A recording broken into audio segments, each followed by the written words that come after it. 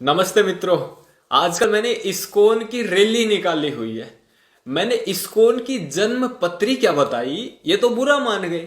Personal attack कर रहे हैं मुझ पर। प्यार प्रेम से लोगों को इंप्रेस करने वाले मरने मारने की बातें कर रहे हैं। और आपने सुना उल्टा चोर कोतवाल को डांटे। मैंने प्रूफ देकर सिद्ध किया है। जेल में ये लोग जा चुके, इनके डिवोटीज, हथियारों में इनके डिवोटीज पकड़े जा चुके, तस्कर इनके लोग पकड़े जा चुके, चाइल्ड एब्यूज करने वाले इनके लोग पकड़े गए, नशेड़ी नशा बेचने वाले इनके लोग पकड़े गए। और कह ये रहे हैं कि ये नशा करके वीडियो बना रहा है, बताइए।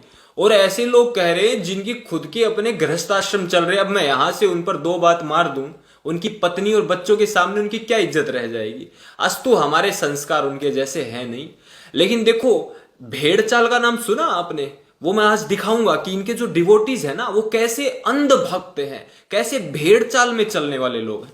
मैंने इनको चैलेंज किया हुआ है, मैंने वीडियो में लगातार बोल रखा कि मेरे सामने आए भाई, आप शास्त्रों पर आइए ना, आप शास्त्रों की बात करते हैं, आप विद्वान कहलाते हैं, आप भगवा वस्त्र पहने हुए मेरे सामने आ जाइए। सामने नहीं आ रहे, लेकिन मेरा रिप्लाई कर रहे हैं इनडायरेक्ट तरीके से। और क्या रिप्लाई कर रहे हैं?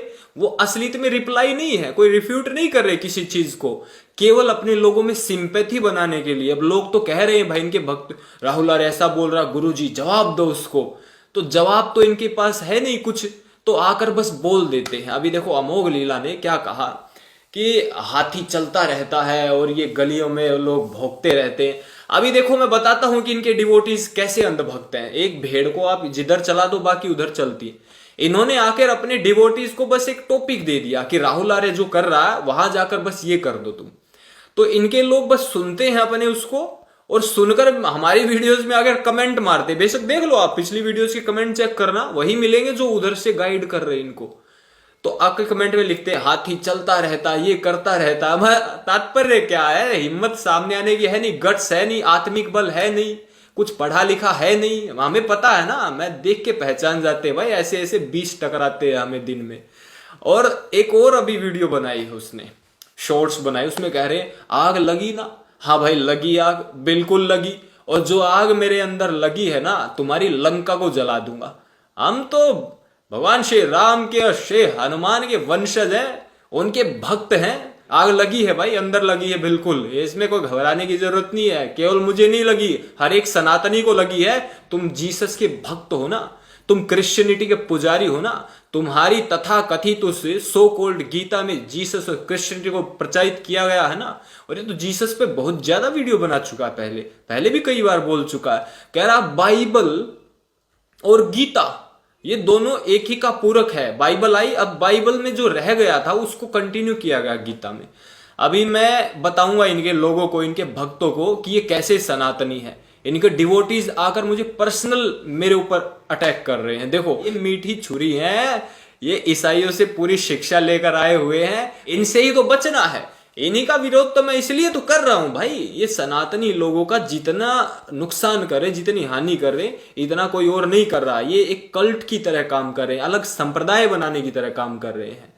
इसीलिए आप सभी को इनसे बचना है।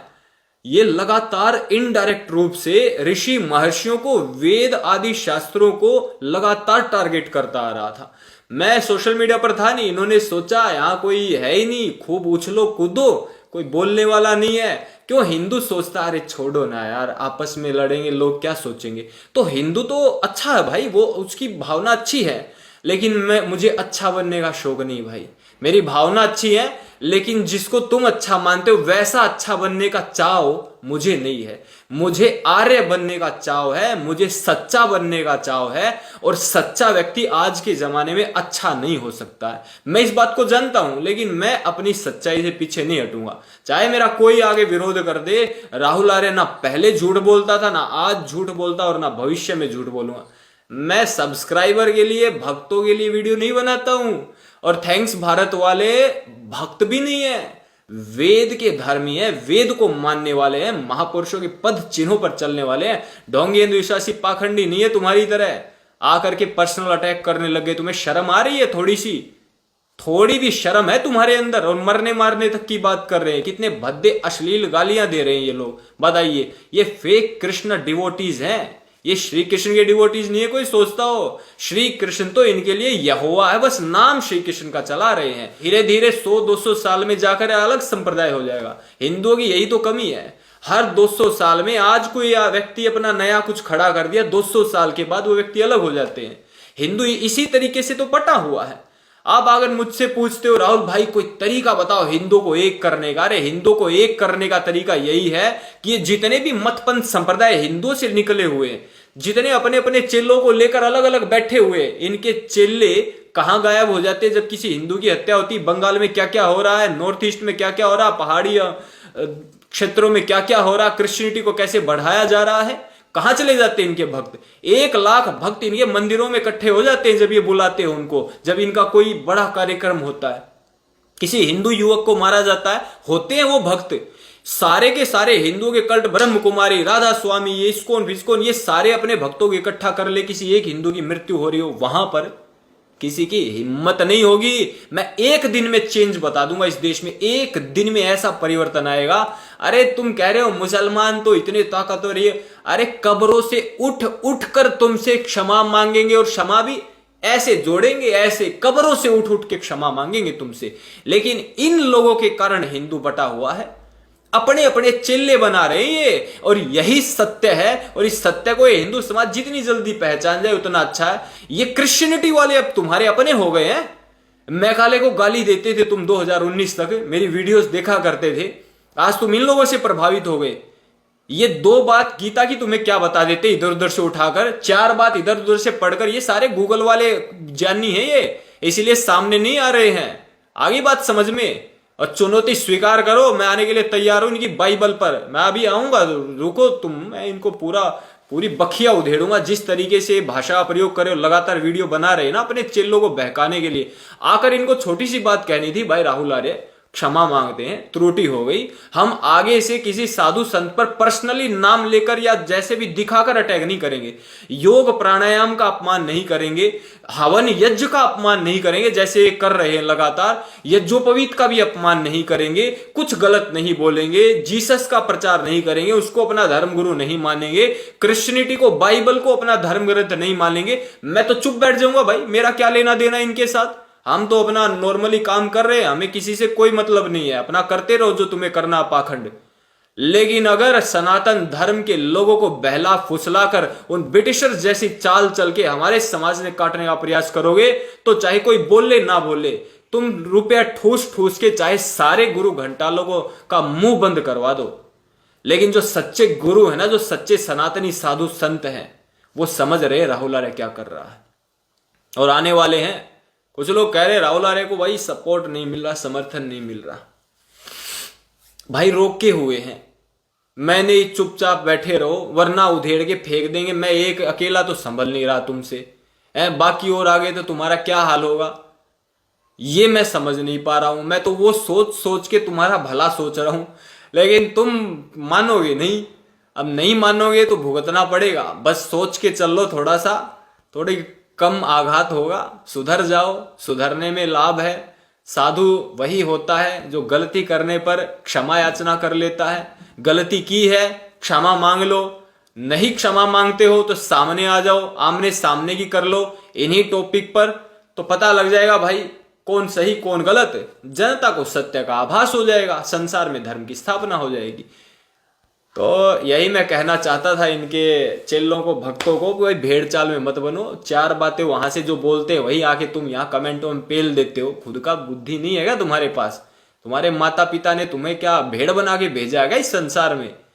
अरे ऋषि महर्षियों की संतान हो, तुम भी शेरों के पुत्र हो भाई, बस सर्कस वाले शेर बन गए हो, यही एक प्रॉब्लम है। हम जंगल वाले हैं आज भी। जंगल वाले का क्या तात्पर्य? अपने पिता की शिक्षाओं को मान रहे हैं, अपने धर्म की शिक्षाओं को मान रहे हैं। तुम्हारा पिता कोई और हो गया सर्कस वाला, तुम्हारी शिक्षाएं भी किसी और की हो गई हैं। बस ये अंतर है। अपने शास्त्रों को स्वयं पढ़ लो, वरना कोई भी यूट्यूबर आ जाता है आजकल पॉडकास्ट के नाम पर माइथोलॉजी की स्टोरी सुनाकर तुम्हारे कान पका दिए, तुम्हें पागल हो चुके हो, और नहीं हुए तो थोड़े दिनों में और हो जाओगे, ये मैं गारंटी के साथ कह सकता हूं। तो भाई यही कहना चाह रहा था इस्कॉन वालों को कि ये सिंपैथी वाला मामला छोड़ दो। ये सिंपैथी लेने के लिए इधर उधर की बातें मत करो। टाइटल पर तो ऐसा लिखते हैं और इस पे थंबनेल पे जैसे कि आ गए हैं ये तो शास्त्रार्थ करने, हम भी वेट कर रहे हैं, हमारे लोग भी वेट कर रहे हैं, लेकिन अंदर जाकर देखते तो कहते अरे हाथी है, हम तो ऐसे ही चलते रहेंगे, वो भौंकते रहेंगे। अंदर जाके पता लगता कुछ और ही मामला है। अपने चेलों को, भक्तों को बस दिखा रहे हैं सिंपैथी लेने के लिए कि भाई ऐसा तुम मत सोचो, हम ये काम करते हैं, हम इस दिशा में आगे बढ़ रहे हैं, उनको करने दो। वो चेले आगे कमेंट में वही ठोक देते हैं। ये है इनके चेले, खुद की बुद्धि ही नहीं है, किसी और की बुद्धि से संचालित हो रहे। भाई आतंकवादी की क्या गलती है फिर? भाई ये किसी की और की बुद्धि से संचालित हो रहे हैं, तो आतंकवादी भी किसी और की बुद्धि से संचालित हो रहे हैं। फर्क तो इतना ना, वो बम फोड़ रहे हैं, ये बम फोड़ने वालों का विरोध नहीं कर रहे हैं, है कि नहीं?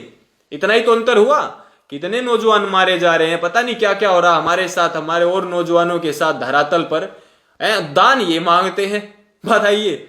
चाहिए तो दान भगत सिंह, राजगुरु सुखदेव, पंडित राम प्रसाद बिस्मिल जैसे क्रांतिकारियों को था, मिलता था नेहरू जैसों को। ये आज हो रहा भाई संसार में। हिंदू ना पहले सुधरा था, मेरे को लग रहा आज भी नहीं सुधरा, और भविष्य का तो भाई परमपिता परमात्मा ही कुछ करे कृपा, तो अवश्य कुछ हो जाएगा।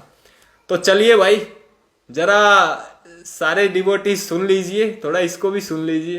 किसी के प्रति दुर्भावना मत रखो, श्री कृष्ण के भक्त हो, अच्छे से सद्भावना से चीजों को आगे बढ़ाओ। गाली गलौज से, शब्दों पर आपका कंट्रोल नहीं, इन सब चीजों से क्या होने वाला है? कुछ नहीं मिलने वाला। और मैं तो बिल्कुल चुप नहीं हूंगा, मैं तो सत्य बोलता ही रहूंगा। तुम्हारी गाली चार और सुन लूंगा। श्री कृष्ण जी को भी 100 गालियां दी थी शिशुपाल ने, अंत में क्या हुआ था पता है ना?